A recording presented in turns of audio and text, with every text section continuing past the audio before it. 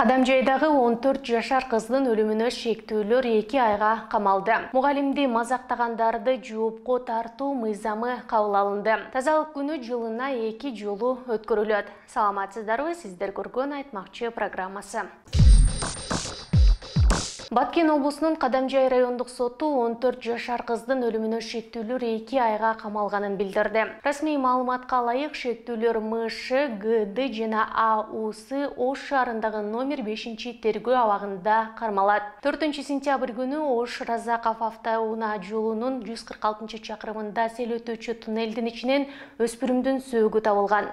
Милиция кароо жүргүзгөндө маркумдун колу артына жип менен байланып, мойнуна жип менен муунтулуп киши колдуу болгону аныкталган. Кадамжай райондук ички иштер бөлүмү адам өлтүрүү беренеси менен кылмыш ишин козгоп 3 шектүүнү кармаган. Алар 24-27 жаштагы Халмион айыл аймагынын тургундары. Коомчулук үрөй учурган окуя боюнча мамлекеттен зордук зомбулук көрсөткөндөргө катаал жаза берүүнү талап кылууда. Ошондой эле парламентте педофилдерди өлүм жазасына тартуу сунушу айтылды. Маркум кыздын ата-энеси зөөкүрлөрдү аткыла же элге бергиле деп кайрылуу жасаган. Ошону баягы зөөкүрлөрдү же аткыла же болсо бизге бергиле элге. Ошону биз суранабыз. Айдайдын ата-энеси саналуу күн мурун гана Москвага миграцияга кетип, аны ата-энесине таштап кеткени айтылууда. Мугалимди мазактагандарды жоопко тартуу тууралуу мыйзам долбоорун Жогорку Кеңештин укук тартиби, кылмыштуулук менен күрөшүү жана коррупцияга каршы аракеттенүү боюнча комитети 2 окууда кабыл алды. Чего? Мыйзамдын долбоорун талкуулоо учурунда депутат Эмиль Жамгырчиев айыппулду төлөтүү менен маселе чечилбей турганын белгиледи. Өспүрүмдөр менен иштей турган атайын кызматтар, тийиштүү органдар бар. Аларды жоюп салыш керек анда. Ушул мыйзам менен жүрүшсүн айыппулду топтоп. Айыппулду айтып коюу оңой, бирок төлөгөнгө келгенде өзүнүн тартиби бар да. Аймакта жашагандар, ата-энеси миграцияда жүргөндөр бар. Алардын ордуна ким төлөйт? Балам туура эмес кылыптыр деп, ар бир ата-эне 1000 сомду төлөй койбойт. Көбүнүн эле чөнтөгүндө 1000 сом жок. Алар сотко арыз менен кайрылышы мүмкүн. Сотто мыйзамдык жагы даяр эмес, деди ал. О, как интересно. Жаль, что я спешу.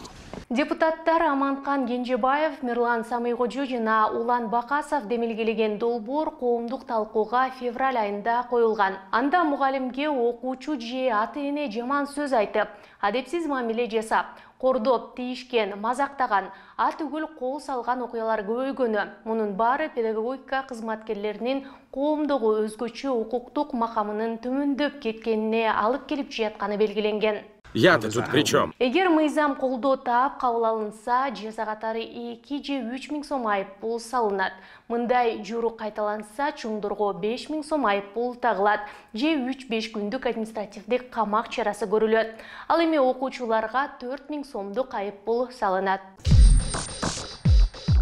Кыргызстанда мындан ары жылына 2 жолу улуттук тазалык күнү белгиленип турмай болду. Президент Садыр Жапаров 6 сентябрда кол койгон улуттук тазалык күнү жана 2023-2025 жылдар мезгилинде тиричилик калдыктарын иштетүү боюнча натыйжалуу инфраструктураны түзүү планы жөнүндө жарлыкка ылайык тазалык күнү жыл сайын сентябрдын жана апрелдин 3-ишембисинде өткөрүлөт. Вау.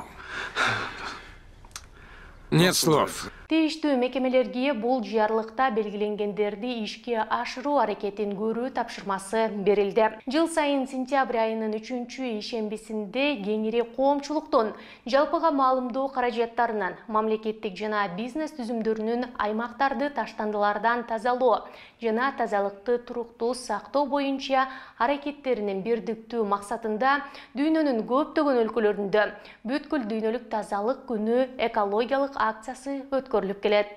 Ушул жана башка жаңылыктарды Бизондун социалдык тармактардагы баракчаларынан окуй аласыздар.